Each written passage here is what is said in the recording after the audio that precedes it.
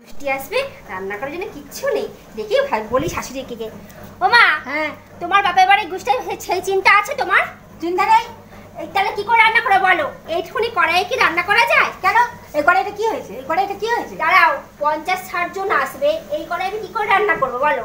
এত লোকের রান্না সব হবে। আমার এই কড়াইয়ের মধ্যে সব ছেলে মেয়ে সব মানুষ হয়েছে। কড়াইটা দুবার রান্না করবা? দুবার করবা?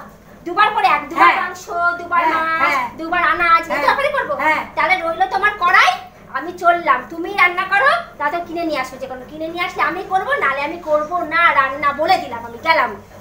কি করা যায়? বৌমা তো খুব রেগে আছে। কি করা যায় দেখি, যাই কি করা যায়, কি করা যায়।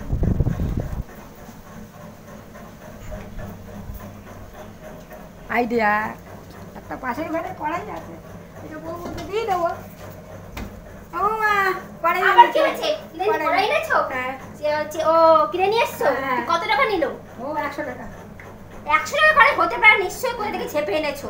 কোথা থেকে ছেপে এনেছো বলো শিগগিরি। আরে পাশের ঘরে দিয়েছিলাম কড়াই আনতে, দেখছি কি কেউ নেই, কি চলে এসছে। ওখান থেকে ছেপে এনেছো? হ্যাঁ। দাঁড়াও, ওই পাশে বাড়ি কাকিমাকে গিয়ে বলছি আমি, তুমি কড়াইটা ছেপে এনেছো, তুমি এত চুরি করছো, এর বাড়ি তার বাড়ি তার বাড়ি কি চুরি করছো? আবার কুটনামি, আবার কুটনামি, ফের কুটনামি। পয়সা হ্যাঁ? পয়সা খরচ আমি করে এনে করেছিলে দিচ্ছি না? আমি এনে দিচ্ছি, আর তুমি কুটনামি করছো। ওই কাজ নিশ্চয়ই করবে, কুটনামি। একটু পয়সা মার খরচা করো। খাবে। পয়সা হ্যাঁ। খরচ করো না, শুধু চুরি করবে, চুরি করবে, চুরি করবে। কত কষ্ট করে কি লাভ? হ্যাঁ, পয়সা খরচা করো। পেয়েছি নিয়ে এসছি,